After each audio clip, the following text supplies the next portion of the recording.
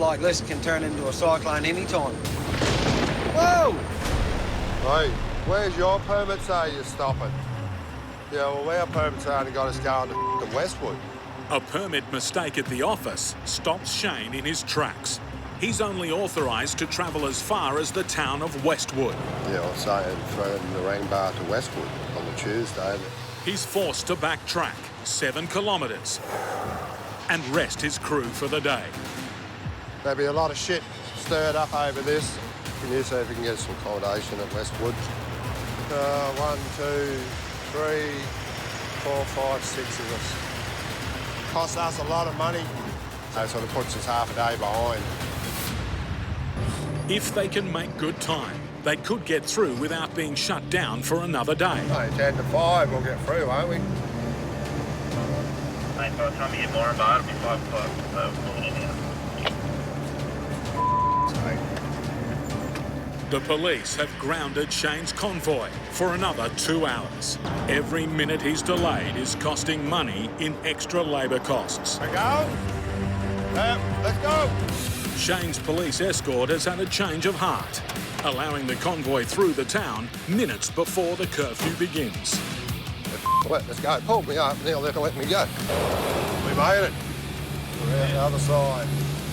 Got to have a win now and then.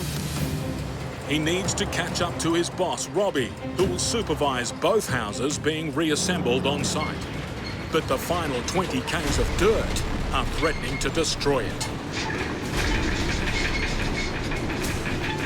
Darren's trailer still has 5 working brakes to stop his 40-tonne load, just enough to complete his journey safely.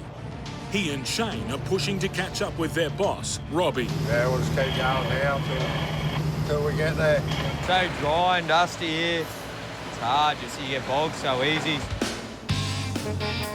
But there is some good news. Why coming in over there where you are too, Robbie? Nah, Darren's gone in like straight ahead and around, and your bit ends up further over, so you'll get in real easy.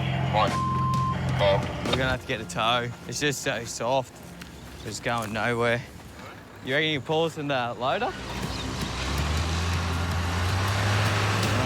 Get him hooked up, get him dragged in.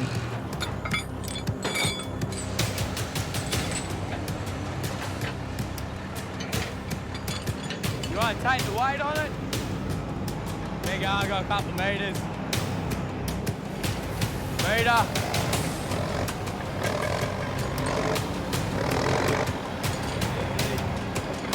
Yep, hold it. Right, check!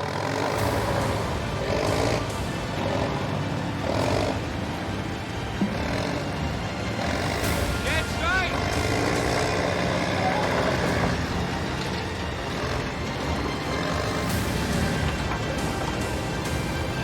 Hold it there! With both houses now in position, Robbie's team dig the holes for the supporting stumps. We just dug the last of the holes, so we'll get this unloaded. Let's see who finishes them up first, eh? Well, it's good to see you giving it a crack, mate, but this one's joined, it's ready to go. We'll be stumping soon. So, yeah, mate, I'll see you at the pub. We'll see. Yeah, we'll get the pub first. There's meant to be a few scrub fires up in front of us. At the height of summer, bone-dry Australia is in the middle of a devastating bushfire season. The worst on record. Yeah, smoke's coming over from the east of us. There, let's just hope for the best. And the wind's going the other way. The fires are often sparked by lightning strikes, igniting clumps of grass and bush. With 20 tonnes of dry hay on board, Chaz keeps a close eye on the approaching fire front. We don't want to get too close to them flames because she's a load of grass, really, isn't it? She's going to go up. It's a bit of a worry. It's getting a bit thicker. Doesn't look like much out there to burn, but if the wind's carrying it, it's like a big fireball. It's not good. Fires are close to the station road. Old mate doesn't want us going that way. Just hope we can get into the station where we're meant to go because I don't want to turn around and go back.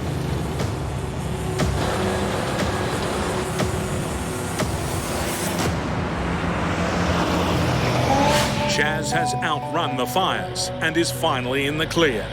he reaches the drop-off point and meets Outback farmer Henry Parry. How you going, Henry?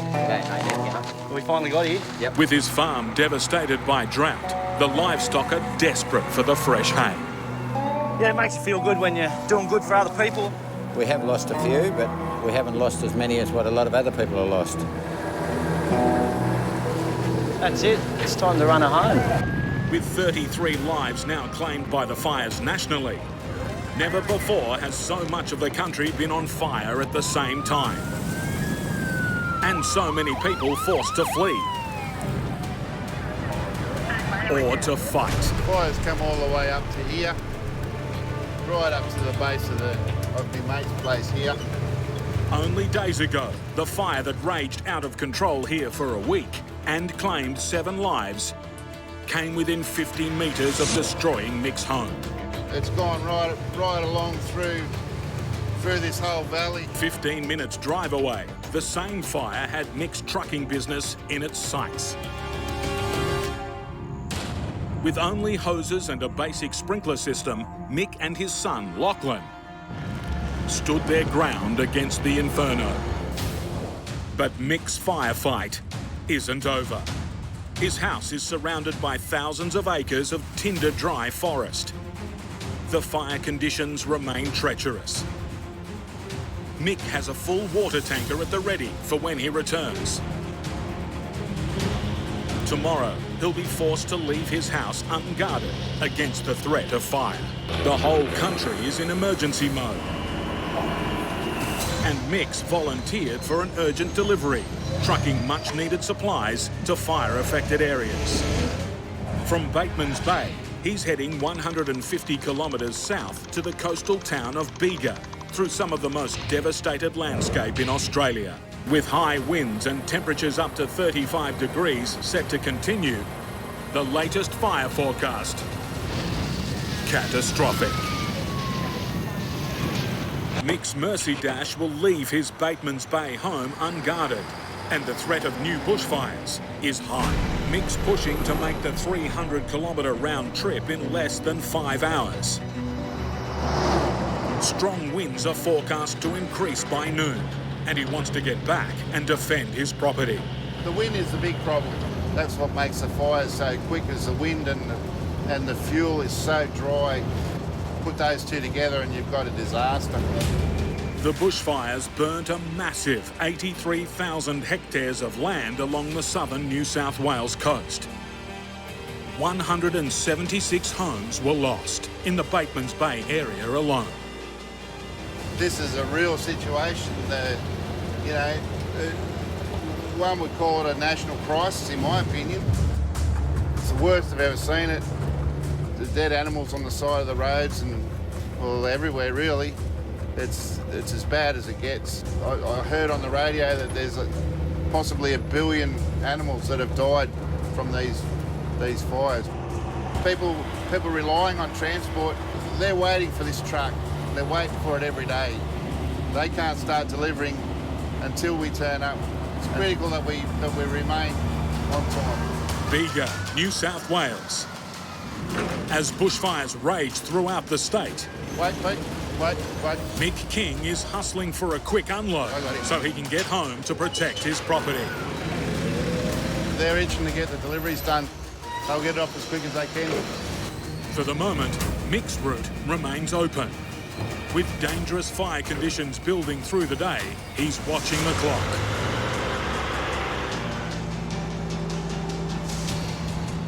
Freight's been delivered. We've got about an hour and a half to get back to the depot. Mick's pushing to get home before midday, when weather conditions are predicted to become extreme. It's the middle of the day that's the worry, that when the temperature does reach its peak and the winds are coming up to the 30 knots will be the time when we'll be concerned about the fire front.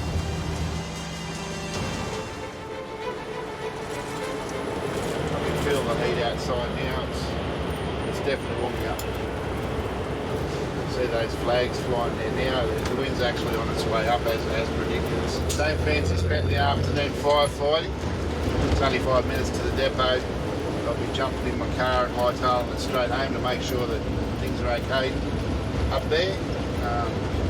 Hopefully everything's all right. I'm jump in the car and head home.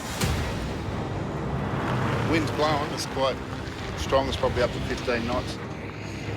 Home safe. Load delivered. But for Mick King, the battle continues. Been doing this for weeks, just driving around up that road and up the ridge. This is where the fire is now. It's literally only a couple hundred metres away. Mick's house is still untouched. He kept the fires at bay once, but he can't relax. With temperatures rising, the threat of fire is ever present. Paul Sludge Andrews is prepping his truck for another trip into the remote outback. We're going through to Warraluna today, through to the lead mine up there.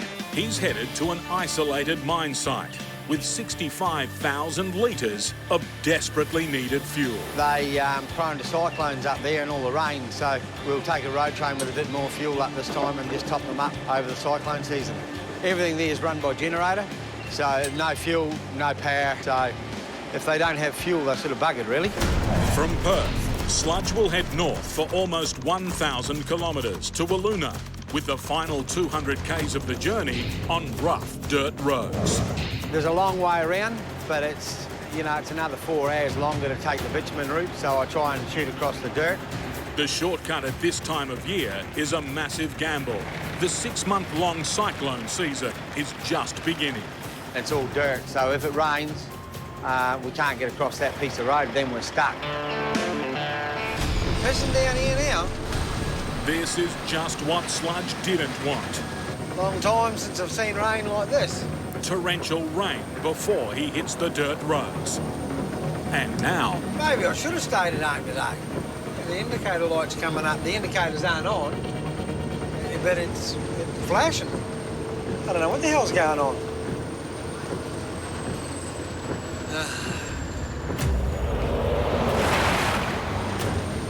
It's only 3:30 in the afternoon. It's dark. And I can't see that truck in front of us. He's disappeared into the rain. There's a bit of hail out there now. So we're right in the middle of this bit of weather anyway. 2 metres out, thanks, North Bannon. We've got a 8 metre coming towards us now, so don't pull too far off, just in case it's soft. Thanks for that, fella. No worries.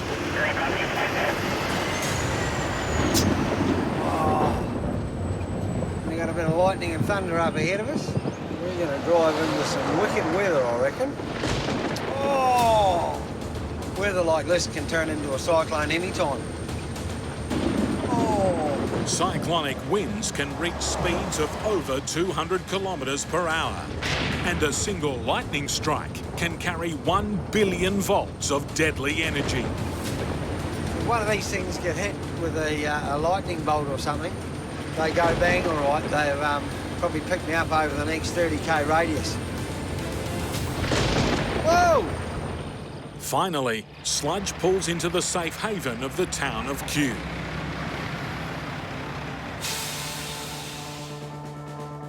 Next morning, it's not the weather that's on Sludge's mind, it's rubber. Yeah, not normally that stressed about doing tyres, but this morning I'm a bit nervous about this job. Haven't had this many flat tyres in bloody years.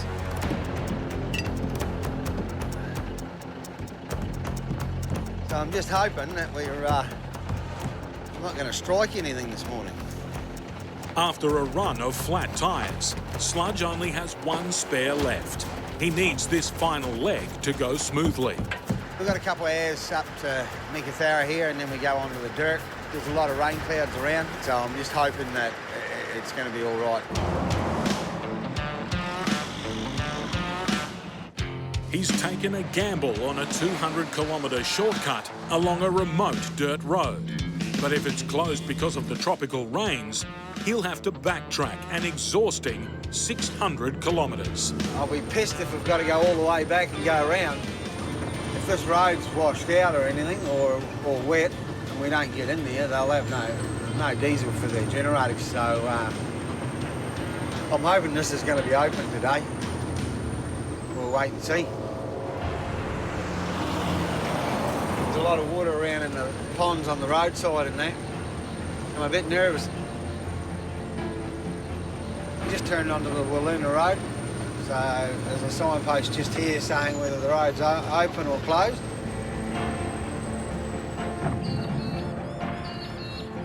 Road's open, so oh well. Yeah, a couple hundred k's of dirt ahead of us now. 200 kilometres of isolated dirt road that could trap him at any time. I am a bit nervous because I don't want to get stuck out here. We can be here for a week. There's a hell of a lot of green grass and I haven't seen that out here for a couple of years, and I've had a lot of water come through. You can see it here. It's all cut out on the roadside. Oh, dearie me.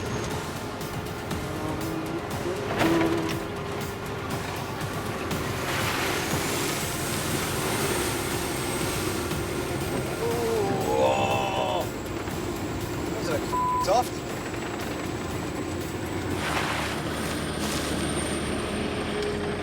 The heart rate's gone up a bit now because that, you know, that's right across. There's no way around that. If she'd have gone down, we'd have just stayed there. It's been a bit of a challenge to get across to here.